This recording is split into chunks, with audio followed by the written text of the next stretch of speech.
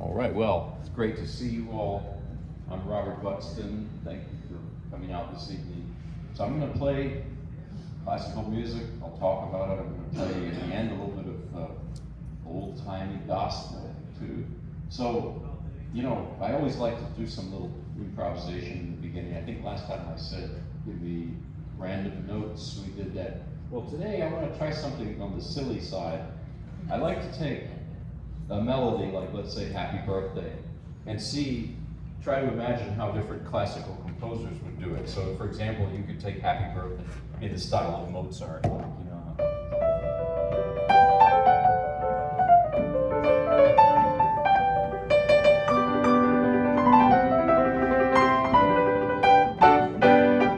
Like that, or something, I don't know, thanks, but I want to ask you, in that similar vein, could you give me some silly melody, like something like Happy Birthday? It doesn't have to be some tune that little kids sing or something. Anybody? Okay, now in the style of what classical composer? Mozart. Well, Mozart. Okay. How about something a little Brahms? Okay. I can try to do all the above. Let's start with Mozart. So row your boat in the style of Mozart. Like that, right?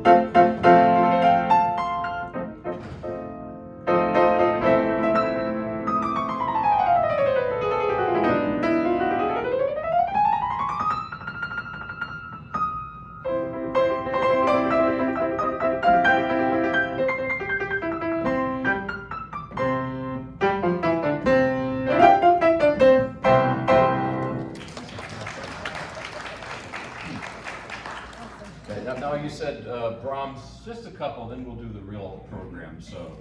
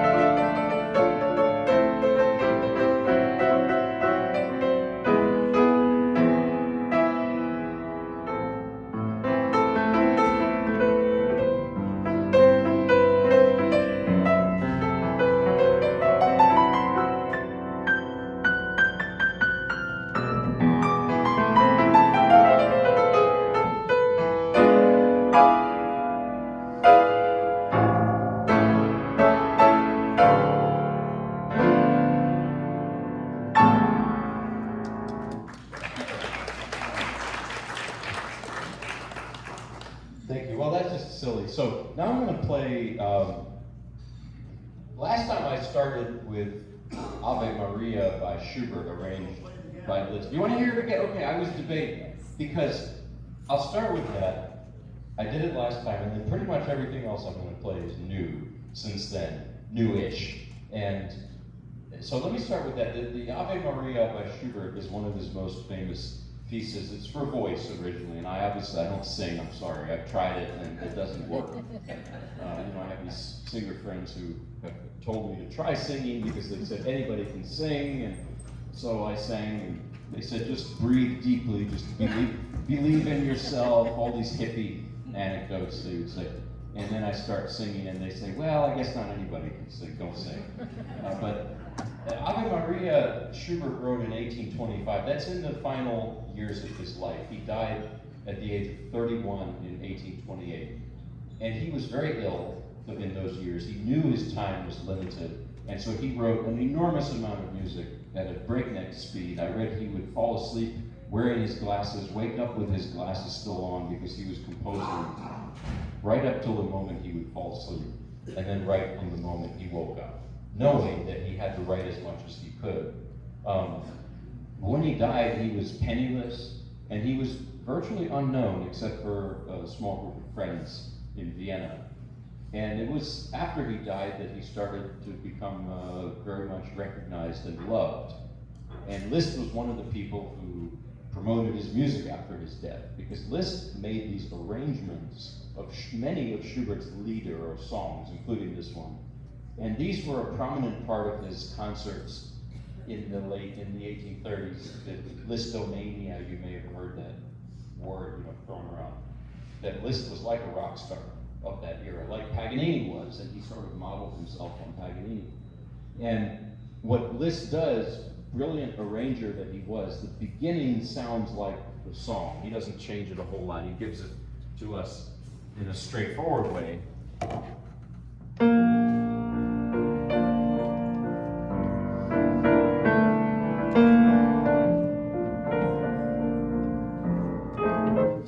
And then in the middle and in the end, Liszt adds Liszt to it. He adds his own extra things like him.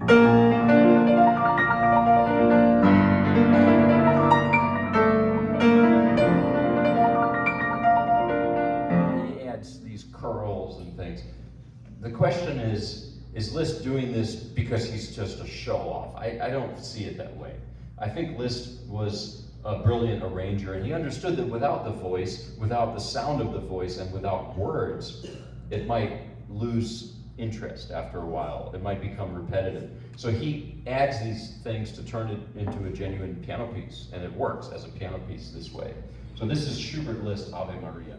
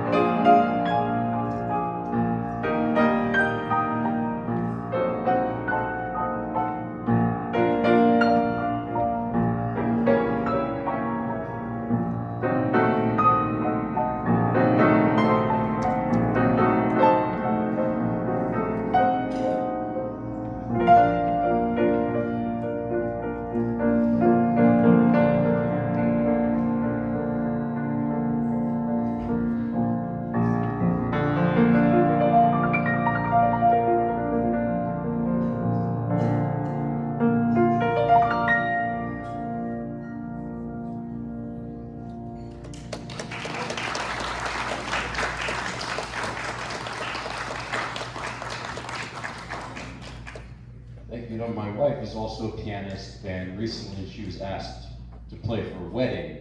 And they said, could you please play Ave Maria? She said, which one? And they said, don't get smart with us. There's only one Ave Maria. Thank you very much. Play the Ave Maria. But there's more than one. And there's more than two.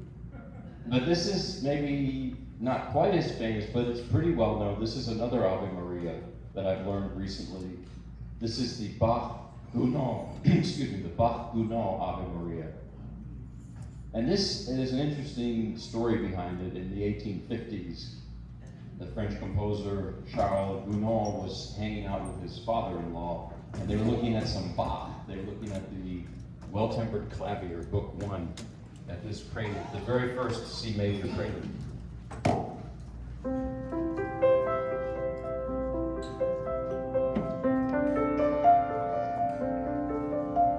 And Gounod improvised this melody over that spontaneously, just.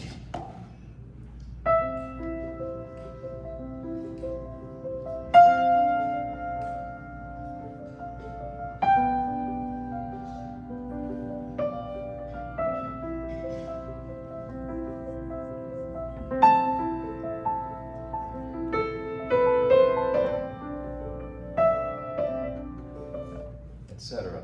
And that, the father-in-law jotted it down quickly. So Gounod was pleased with the result. He published it first as a violin piece, and then he added the text, Ave Maria, the Hail Mary prayer in Latin, and published it as a vocal piece. So I'm not going to sing it or play it on the violin. This is a piano arrangement by Georges Bizet, the guy who wrote Carmen. So this is a four-person piece. It's Bach, it's Gounod, it's the father-in-law, and it's Bizet. I have to remember the father-in-law's name because I keep saying that and I don't say his name and it's not fair to him. So here it is, Bach, Gounod, with the other contributors.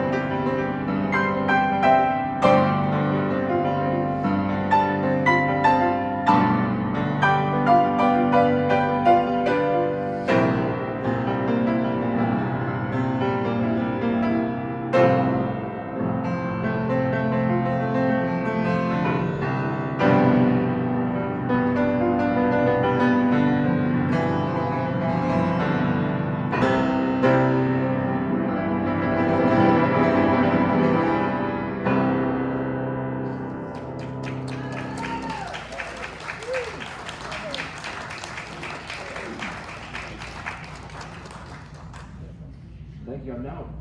Oops. How's that? Do you hear? Oh, there we go.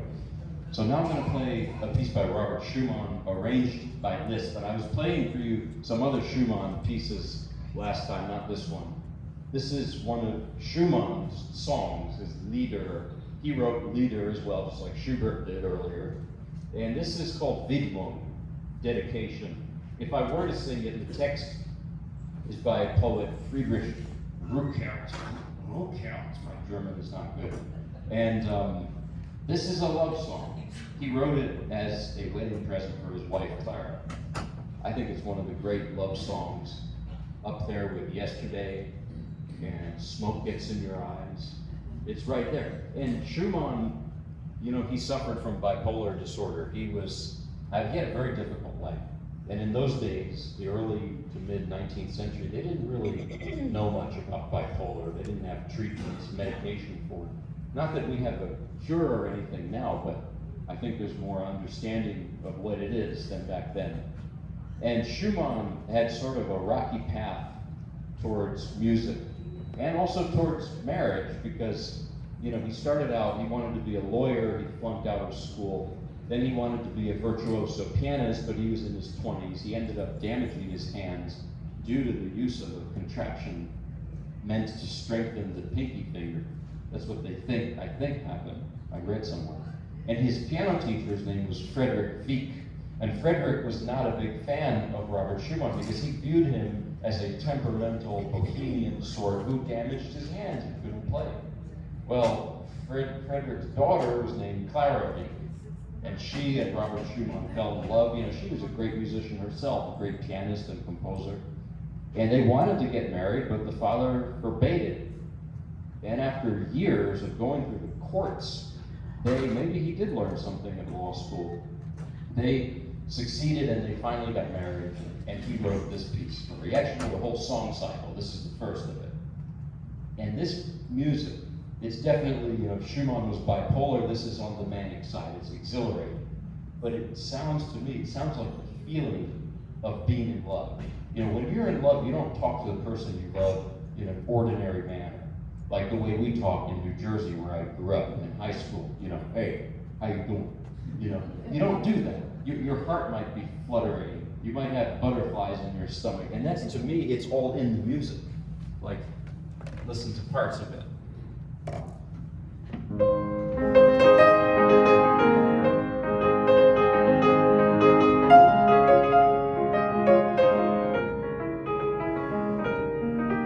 Well, this part.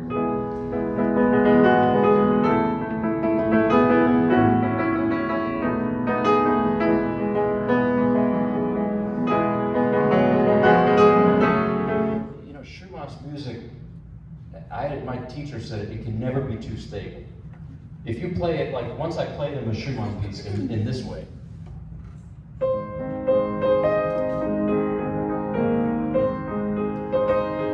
almost sounds like a lullaby. It's not Schumann. Maybe Brahms would write something like, Brahms was a more, let's say, comfortable person. That was his temperament. But when I played Schumann like that for my teacher, he said, I have the feeling that you're sitting there eating breakfast, wearing a bathrobe, drinking some coffee, reading the newspaper. That's not Schumann. Schumann is on fire. And, you also look at Van Gogh. Van Gogh's, he suffered from mental illness as well. And in his paintings, like The Starry Night, there's that swirling in the sky. And Schumann's music has it. It's always swirling. Like, and in this piece too, like,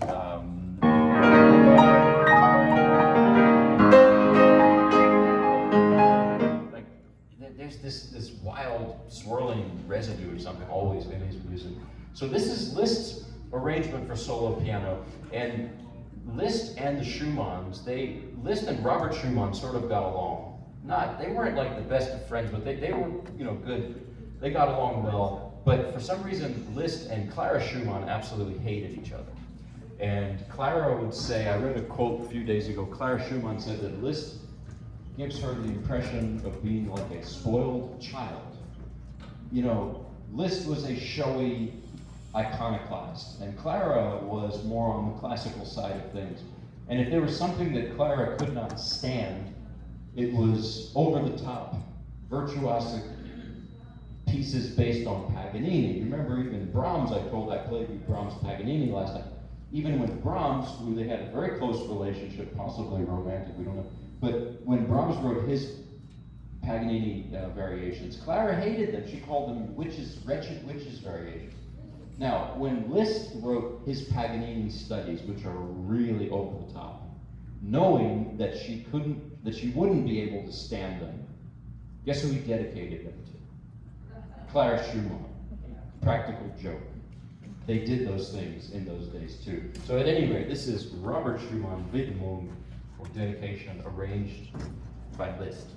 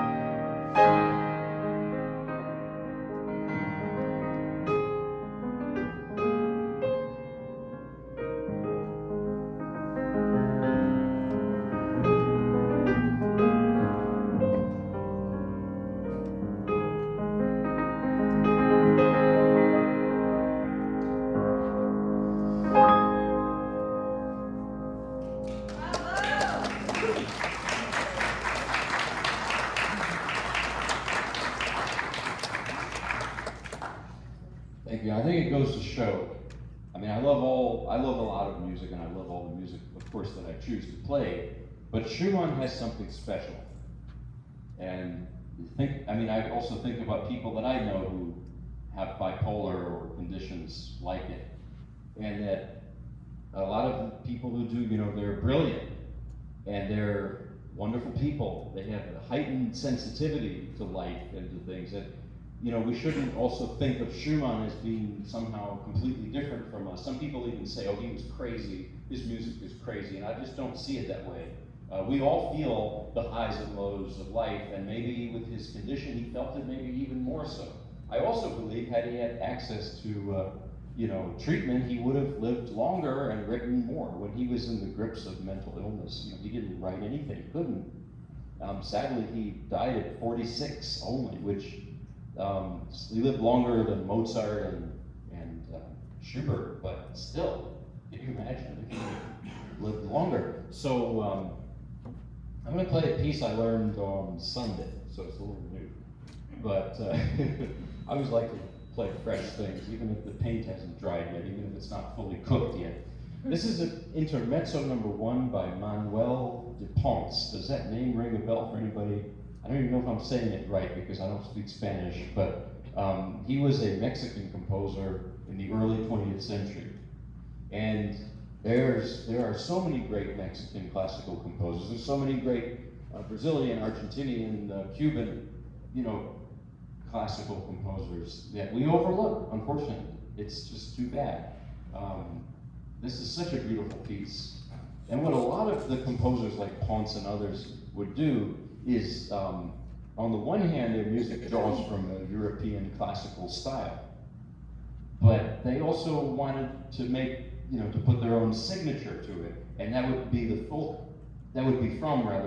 music of their countries. So Ponce uses a, Mexican folk music. You can kind of feel it. You can hear it in the music. This is a very melancholic, nostalgic piece. It's really just beautiful. I think that use of like thirds, thirds, this is a third.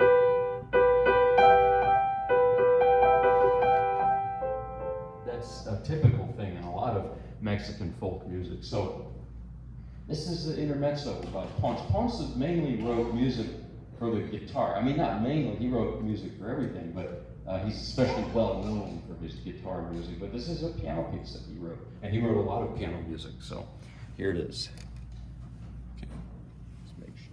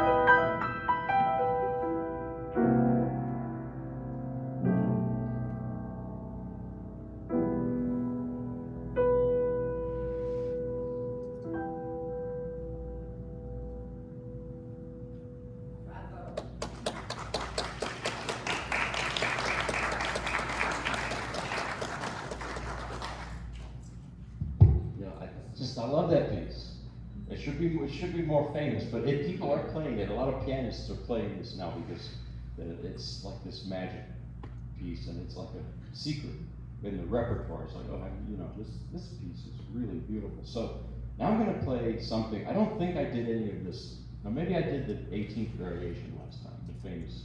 But I've been working on this crazy project, okay? And I'm sort of starting to regret it, but it's too late to stop. So I'm taking the Rachmaninoff Rhapsody on a Theme of Paganini, which is for piano and orchestra, and trying to condense it or smush it, that's the technical term, into one piano piece, the orchestra parts and the piano solo part. And it's a little bit crazy. It's, you know, the Bucky's in Medley? I live in Medley, nearby. And it's taking a while to build. You know, it's not going to be ready right away. And this is the case with this piece. I'm calling this, it's like the same thing as Bucky's. So I'm about halfway through, and I'm going to play from the beginning until I feel like I really ought to stop. Some of it's a work in progress as it goes, you know, more and more into the piece. I know it less and less well. But I want to share it with you. Eventually I'll have the whole thing, and just slowly but surely. But this is a late Rachmaninoff piece. He wrote it in 1935. And after he had gone through so much in his life, the first part of his life was in the 19th century, and he was very much a 19th century composer. And in that time, mainly he lived in Russia, in pre-revolutionary Russia. And he was sort of mentored by Tchaikovsky and was under his influence. And then when the revolution happened, he and his family got out and never went back. And he was plagued with homesickness. This reminds me a lot of, you know, my mother's experience. My mother's from Russia, and she left in the 1980s, and she's never gone back. But she doesn't want to go back, of course, but she has this deep nostalgia for Russia. And even calling me the other day when we had that heat wave, and she said, you have to come over, I cooked borscht. I said, Mom, it's North Carolina, it's 98 degrees and 98% humidity. I'm not going to eat a steaming hot beet and cabbage soup. Well, that's Russian nostalgia for you. Rachmaninoff's home in Los Angeles, in Beverly Hills, where he ended up living, he had it as an exact replica of his home in Russia. That's how deeply nostalgic he was. And he suffered from depression at various points in his life. Think it's similar to Schumann, in a way. And from 1917 till the early 1930s, after he had left Russia, he couldn't write anything. He was playing a lot, he was performing as a pianist, he just couldn't write. And then his creativity came back, and he wrote all this music in the 1930s, but the style is different. His earlier music is more, it has these long phrases like wide open Russian meadows. The second concerto.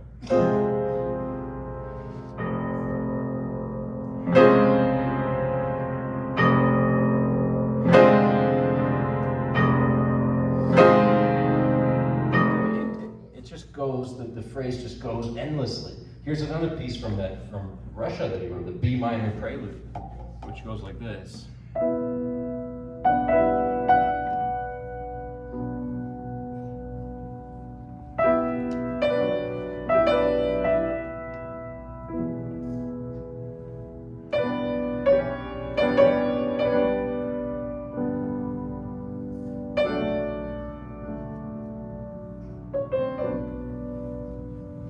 And that melody, that phrase keeps going. That's not the end of it. Because like reading Russian literature, it's like you're reading Tolstoy, and he won't even use a period. There's one sentence that'll go on for 2 pages in his writing. You have that with Faulkner too. It's my theory that the southern U.S. and Russia are not too different. My dad is an immigrant from Southern Virginia, so I'm telling you, it's similar. That's the third concerto. Third concerto of Rachmaninoff, and it just goes on. But listen to the beginning of the Paganini Rhapsody from 1935. It's different. It's sharper. It's more disjointed sounding.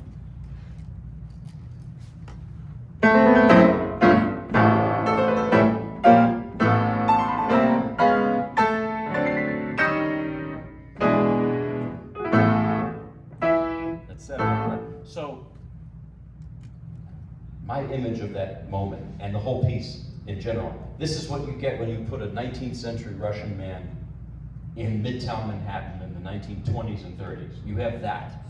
And so this piece is roughly, and I say roughly because it's not an arrangement, it's kind of a free take on Paganini's 24th Caprice. Last time I played you a Brahms variations based on that same theme. But Rachmaninoff departs from that pretty quickly and goes off into his own music that's based on it loosely. You're also going to hear Russian bells, the sound of Russian bells. He was a devout Russian Orthodox Christian, although the church excommunicated him because he married his cousin, but he was still religious.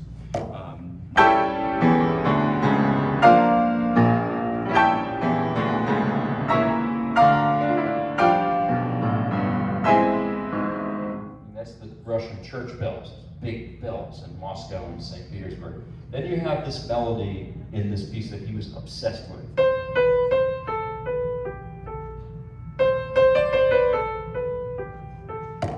You'll hear it all the time, like.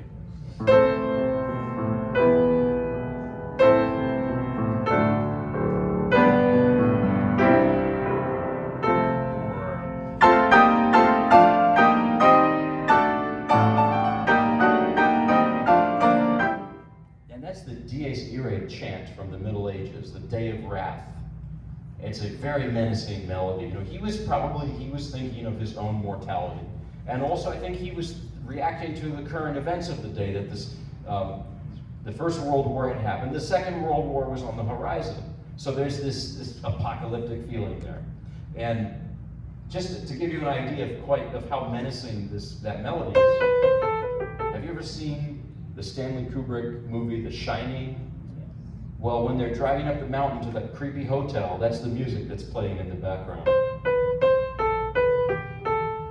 So that's just some of what you're going to hear. You're going to hear a lot of things in this piece. It's because it's a series of variations, and each one is almost like a vignette of sorts. So here is some of the piece. I'm sorry I don't have the whole thing, so I'm going to see how much I can do of it today. So.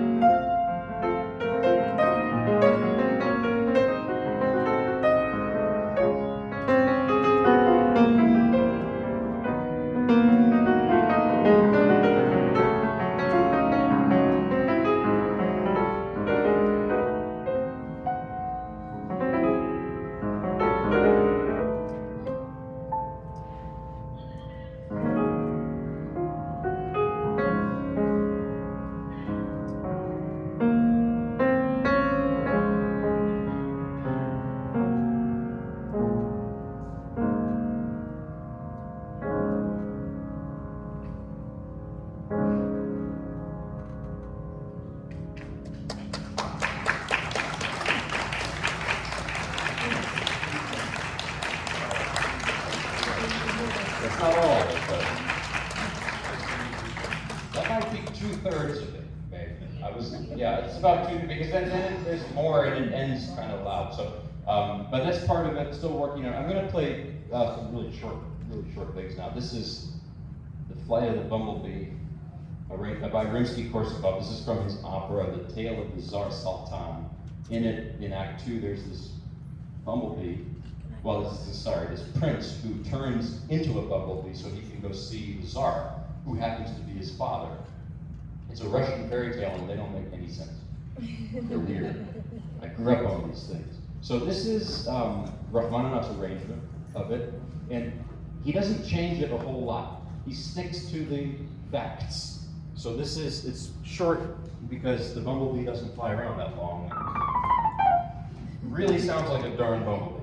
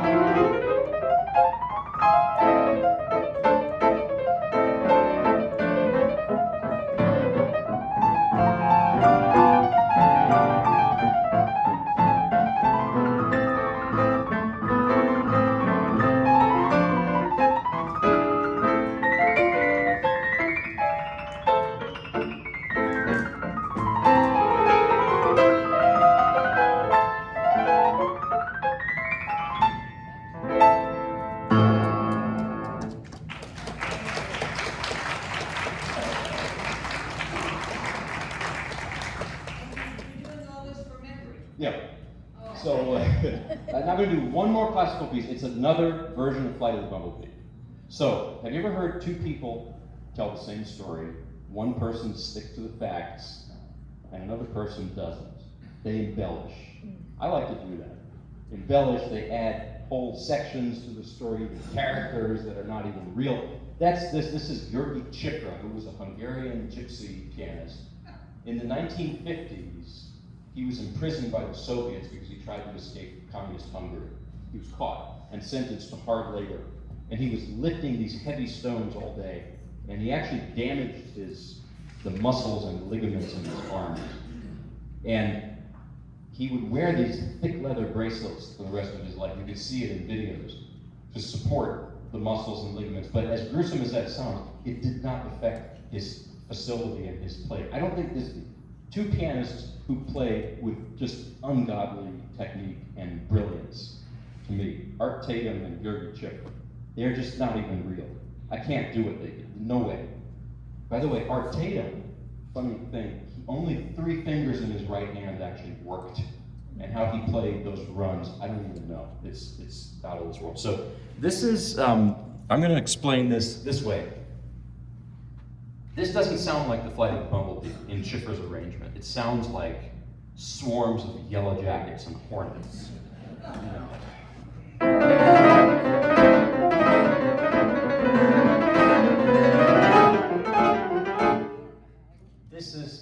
This is a crazy piece. So good luck to everyone and to me.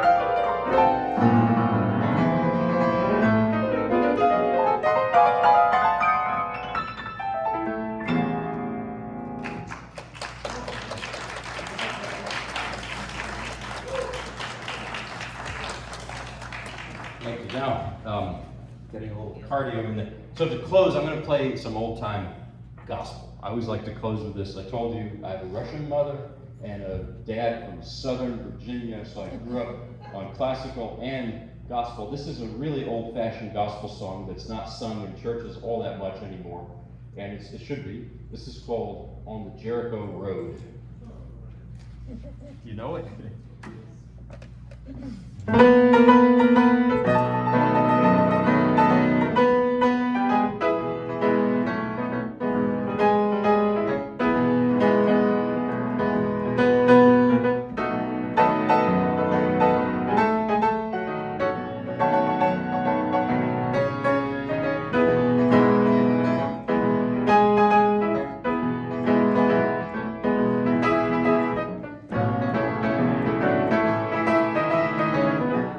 I didn't like it. Sorry, I'll do it again. Something went off.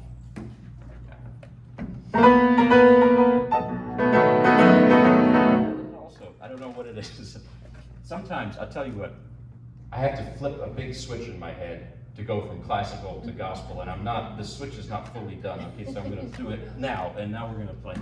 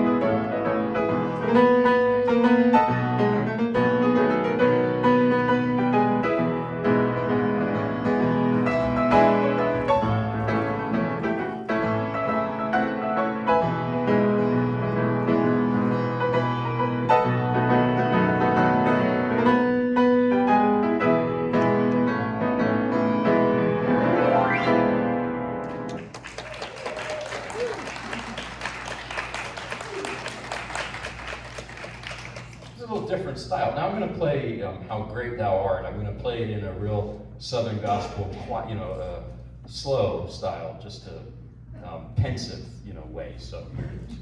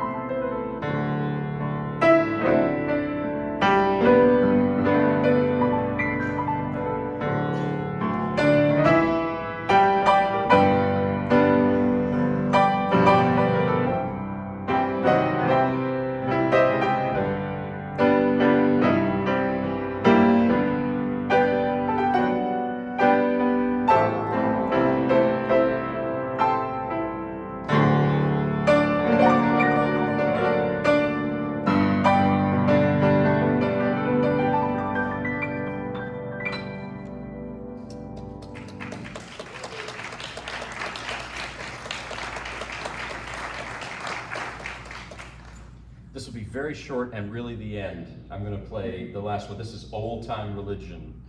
So, yeah, we've had everything from Rachmaninoff and Gounod to Old Time Religion. This is a great spiritual. And it's not even clear if one person wrote it, maybe just many people added to it over the years. I even heard versions where like Pete Seeger did one where he was saying, if it's good enough for Aphrodite, it's good enough for me, because that's really old time religion. So, yeah.